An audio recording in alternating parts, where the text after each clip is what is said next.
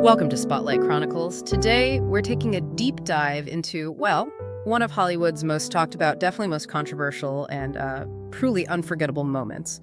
We're talking about the infamous leg-crossing scene from the 1992 film Basic Instinct. You know, decades later, it still sparks just intense debate. It involves these wildly conflicting stories.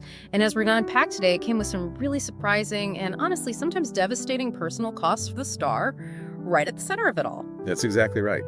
And our mission today really is to try and cut through all the noise, all the myths that have kind of grown up around this scene over the years. We've gathered a whole stack of sources, film industry reports, old interviews, personal memoirs, more recent analyses, basically trying to get to the core of what really happened behind the scenes. We want to understand how this one single moment, which is just seared into people's minds, not only shaped a legendary career, but also, in a lot of ways it mirrored and maybe even influenced bigger conversations about sex, power, and consent in Hollywood. Okay, so let's peel back those layers then. Let's get right into the moment everyone remembers. The interrogation scene. Catherine Trammell, played by Sharon Stone, who was really just hitting her stride then, being interrogated by Detective Nick Kerr and Michael Douglas. Now, if you've seen the film, the viewer already knows she's not wearing any underwear. There's a whole setup for that. So you're sitting there just on the absolute edge of your seat, kind of waiting, and then bam, it happens. She uncrosses her legs. It was a moment that truly, and I mean truly, shook the world. And honestly, even now, all these years later, it hasn't lost any of its impact. It's still shocking. The film itself, massive hit. Fourth highest grossing of 1992, became an instant classic. Partly because audiences, and this is a wild detail, they literally burned out their videotapes, rewinding and pausing that exact scene over and over. Can you even imagine doing that today?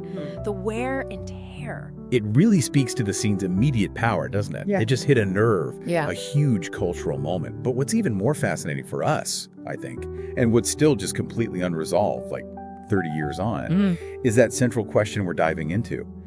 Did the director, Paul Verhoeven, actually have Sharon Stone's full, explicit consent to show, well, everything? To show her so exposed. And this is where the stories from the two main players just completely diverge. It creates this mystery that's still debated in film circles. Yeah, Sharon Stone's version, she's been pretty clear about it in interviews and her memoir. She says the whole idea initially was just supposed to be a hint, a suggestion of vulnerability, not full-on exposure. She remembers Verhoeven telling her, and this is her quote, "You can see the white of your underwear. I need you to take it off." And the crucial part, she says, he assured me that nothing would be seen. She did it. Took them off, put them in her pocket, and actually up to that point, both Stone and Verhoeven pretty much agree. Taking them off happened. Right, the agreement stops there, though. The big point of contention, like you said, starts with watching the playback. Stone explains, look, back in '92, they didn't have the super sharp high-def monitors we have now, not even close. So when she glanced at the monitor during filming, she genuinely did not see anything revealing. She trusted Verhoeven's assurance. Then, everything changed. Dramatically. Yeah. She says it was when she saw the finished film for the first time, not on some tiny set monitor, but huge, on a giant movie screen, at a crew screening. She describes just being in a state of shock, seeing it all there, and her immediate reaction. Pretty intense. She says at the end of the movie, she walked straight over to Paul Verhoeven and slapped him. Wow. Yeah, a clear physical sign of feeling totally betrayed, furious. Slapped him. Incredibly visceral. Shows how deep that feeling went. But then what's also striking is that later on, she kind of softened her public stance a bit. Yeah. She acknowledged, okay, the shot was appropriate for the film and for the character. She got that. She even said, look, if she had been the director, she probably would have kept it in the final cut. But, and this is the absolute key for her, she firmly believes she should have had the courtesy to show it to the actress beforehand. So it sounds like the issue wasn't purely the artistic choice in the end, but the process. The lack of communication, that feeling of broken trust, that seems to be the core of her complaint. And that's exactly where Paul Verhoeven just pushes back completely. His counter-account paints a totally different scene. He flatly says Sharon is lying. That's his stance. His argument is pretty blunt, almost like, come on, use your common sense. He says, any actress knows what she's going to see if you ask her to take off her underwear and point there with the camera. He absolutely insists that when Stone did see it on the monitor during filming, she did not have any reaction, none at all. No shock, no anger, definitely no slap at that moment on set, according to him. So his memory of that exact moment is completely different. Fascinating. And his theory then about her later outrage, the slap, he thinks it didn't stem from her seeing it on set, but later, when she saw the scene surrounded by other American people, including her agent and her publicist. No. He believes they were the ones who freaked out, told her, this scene would ruin her career, and that's what made her go crazy, as he put it, and demand he cut it. Exactly. And when she did demand he take it out, Verhoeven says he just refused. He recounts saying, and this is his quote, "You accepted and I showed you the result, I said." And she replied, "Fuck you." Cool. And then he adds, kind of pointedly, with a bit of skepticism, that Stone would not tell you that, surely not. It honestly sounds like two completely separate events happening in the same room. Just a remarkable difference in memory and perception. It really does. And it brings up that interesting point about cultural differences, maybe. I mean, Verhoeven and the DP, Jan de Bont, who's the guy in charge of cameras and lighting, basically crafting the look. You see, they were both Dutch. And our sources do point out, yeah, they acted with total normality towards nudity. It wasn't a big deal in the same way. There's definitely a different cultural context there, European cinema versus Hollywood. Stone herself apparently was initially carried away by this relaxed attitude. So maybe that explains some of the initial disconnect or misunderstanding. But still, it doesn't really resolve the core issue of consent and communication, does it? Especially if trust was broken. And that conflict is just baked into the film's legacy now. Absolutely. And, regardless of who you believe, who might be lying, as Verhoeven says, the scene undeniably catapulted Stone's career, just launched it into the stratosphere before Basic Instinct. I mean, she was a working actress, sure, some decent roles, but not exactly a household name. Afterwards, boom, made her famous all over the world, turned her into an instant icon. And the film itself was a monster hit, right? Over $350 million worldwide. But that scene became its own legend, a real cultural touchstone. But yeah, the story definitely doesn't stop there with just the fame. In fact, what's really gripping is this kind of paradox that came out of it. Stone herself talks about this. She said, "It made me famous, but it didn't give me respect." And that's a struggle you hear from a lot of actors, right? Especially women. Defined, maybe trapped, by one super sexualized or controversial role. She specifically mentions being typecast afterwards, struggling to get roles that weren't just variations of Catherine Trammell. It really makes you think, how often does that kind of instant fame come at the expense of long-term artistic respect? Particularly when it's tied to something so boundary-pushing and sexualized. That's such a crucial point. And the personal cost, wow, it went way beyond just professional typecasting. Yeah. This is where the story gets genuinely devastating, I think. Stone revealed in her memoir she actually lost custody of her son. Oh my God. Yeah. In part because of what people thought about the movie and her part in it. So this wasn't just like bad press for a week. It was a direct, lasting consequence. How people, including judges, saw her. Her whole personal life was scrutinized, judged, and torn apart by people who couldn't separate the actors from the character.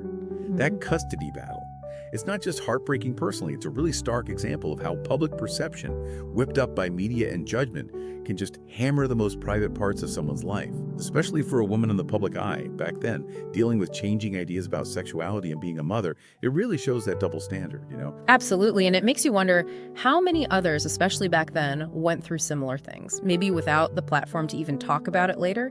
And the pressure wasn't just on Stone or just about that one scene. Our sources show the whole set was apparently incredibly intense. Verhoeven himself, the director, he actually ended up in the hospital. Ruptured sinus from stress-induced nosebleeds. That paints a pretty vivid picture, doesn't it? Forget the glamour. Making these kinds of intense, controversial movies can take a massive physical and mental toll. It really does. Speaks volumes about the pressure cooker environment of making a film like that. High stakes, pushing boundaries. And on a more personal level, related to how Stone felt, she also claimed Verhoeven refused to even use her real name on set. Kept calling her Karen. Karen. Seriously? Yeah. And she said that was part of why she didn't feel safe or welcome. Now, if you connect that to the bigger picture, it certainly fits with what we now understand about industry culture back then. Long before #MeToo started challenging those power dynamics, how actors, especially women, were sometimes treated. It suggests an environment where maybe a performer's basic comfort and dignity just weren't always a top priority. And it wasn't just the director and stars clashing. Our sources mention other stuff going on around the film that was pretty wild, added to the whole storm. Like the screenwriter, Joe Esterhaus, he famously claimed he slept with Stone to celebrate the film's success, which, by the way, she flatly denies. And for months, Michael Douglas, her co-star, was apparently going around calling Stone a second-rate actress. I mean, wow. Publicly putting down your co-lead like that? Ouch. Right, and then you had major protests, attempts to boycott the film from LGBT groups because they felt Catherine Trammell was this negative, harmful stereotype of a bisexual woman. The whole project was just a lightning rod from every direction. Yeah, just constant controversy. But despite all of that, What's really kind of amazing is Sharon Stone's perspective looking back. Her long-term view. Here's a real twist for you.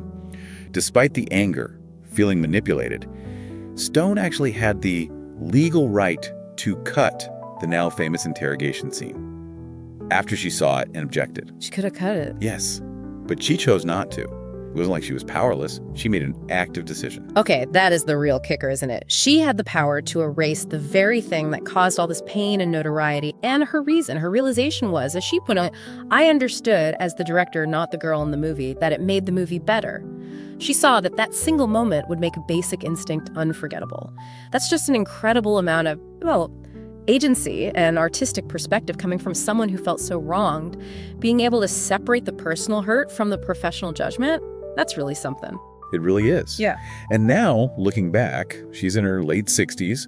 Stone says she has zero regrets about that choice. She reflects on it quite philosophically, saying, what I did with what happened is exactly what I wanted to do. Which speaks to this really profound understanding of her own legacy, maybe, and a powerful way of reclaiming her own story, even with the very real, very public personal cost she paid. It's not about saying what happened was okay, but about owning her choices after it happened. And she also sees the movie itself as being way ahead of its time, right? Pointing out how it showed sex, nudity, and homosexuality in ways that were new at the time, and how that paved the way for stuff that's just now common on streaming services. So she recognizes its groundbreaking side, even with all the controversy, how it pushed boundaries in storytelling. Which raises another interesting question. How do you manage a relationship after all that? Because surprisingly, Stone says she maintains a wonderful relationship with Verhoeven. He always believed in her talent, even when other huge names like Julia Roberts, Michelle Pfeiffer, they apparently read the script, got nervous, asked if he toned down the sex and violence, and Verhoeven's response was basically, no, they will be even stronger. But Stone, it seems, did not have those inhibitions. Maybe partly, some suggest, because she had recently posed nude for Playboy trying to revive her career. She perhaps had a different comfort level already. So that brings us to her legacy, this enduring icon status. And it really is bittersweet for Sharon Stone, isn't it? She made Trammell a legend, gave her that unforgettable face, body. But doing so, she arguably ended up condemning her own public image to be tied to it forever, like Rita Hayworth with Gilda, you know.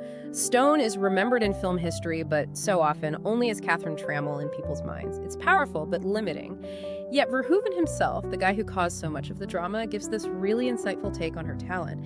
He said, nobody else could have done that job. She can be very cruel and very charming, and she is able to change the look from one state to another in a second. And that, he suggests, is why she was Catherine Trammell, just without the ice pick. She had that complexity built in. And that, you see, brings us right back around to where we started. That central mystery, consent. What really happened around that scene? Despite the totally different stories, it will never be solved, for sure. Like our sources say, only Stone, Verhoeven, and Jan de Bont were really there for the key moments. It's just part of popular culture now, etched into film history. A true enigma. So what does this all leave us with, for us, the audience, thinking about art and the people who make it? This whole deep dive, it really throws up that important question, one that still echoes today. When does artistic expression, pushing boundaries, challenging people, when does that cross the line into exploitation? And how much personal cost is acceptable, I guess, for creating a moment that undeniably changes cinema forever? You're kind of left wondering, who is Sharon Stone in all this, you know? Is she the predator some saw in the character? Or a naive victim caught up in a powerful system? Or maybe, like a lot of complex figures? She's probably both and neither, all at the same time. A truly complex legacy, yeah. See you next time on Spotlight Chronicles.